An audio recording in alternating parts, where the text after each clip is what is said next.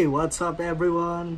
So in today's episode, I'll try to show you how I fixed my Xiaomi powerbank here. Yung issue nito ay hindi siya nagcha-charge. Hindi siya nagcha-charge ng sarili niya, hindi siya nagcha-charge ng bang smartphone or lahat ng phones.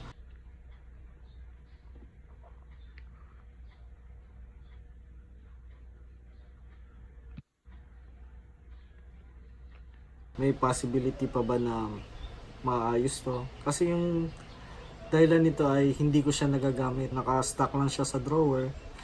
Pang backup lang baga. Nung gagamitin ko na siya nung paalis ako, Jumalaya konti yung pupuntahan, mga ilang araw. Kinuha ko siya sa drawer. Nung tinry ko i-press, kung titignan kung ilan pa yung natira, naku, pagkakita ko, ubos, wala. So tinry ko siya i-charge. Ayaw din gumana kahit ilang minutes na. So buti na lang may isa pa akong power bank. Ito. This one. Xiaomi. 16,000 mAh. So yung ito na lang dinala ko kasi meron siya. Saka nasa 3 bars pa ata.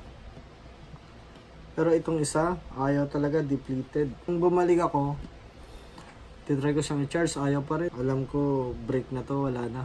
Tatapon na lang. Pero sabi ko, sayang. Paano kaya kung pwede pa tong gamitin? Nag-research ako. Kung nakita ko naman lahat, yung ginawa nila is binuksan. Nako, patay. Hindi ako comfortable mamukas ng mga ganito. Naghanap pa rin ako. So, may nakita ko sa isang forum na may temperature sensor daw to. Saka baka nalamigan lang. Medyo nasa back siya, tapos may aircon minsan. Malamang siguro ganun or di lang talaga siya nagamit. Wala kasi akong heater. Pero yung alam ko yung sa mga sasakyan pag nagpa-sticker ka, so may ginagamit silang heater para dumikit or maalis ulit yung stickers or decals. Ang ginawa ko is DIY. Binilad ko siya sa araw. Nako, ang itim. So yung first try ko, pinaarawan ko siya. Gumana siya. It took mga 3 minutes nag-charge siya. And then pagka ilang araw naman, medyo paubos, 2 bars na lang yung battery niya. Tapos nag-aircon ulit. Ayun, patay na naman. Hindi na naman gumana. So yung ginawa ko na ngayon ay binarbecue ko na siya.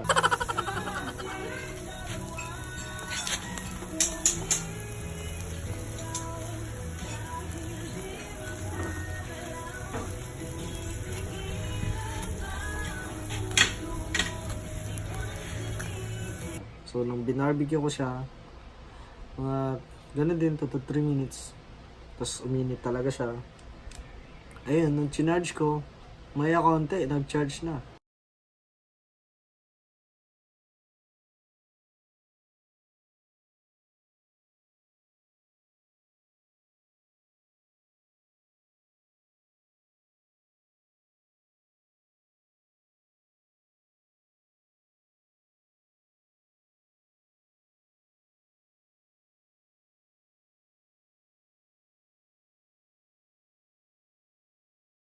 Ngayon, okay na siya. Hindi na siya namamatay or may indicator na siya na charging. Nagcha-charge na rin siya ng mga phone. Baka meron din kayong mga ganitong power banks na kahit hindi Xiaomi.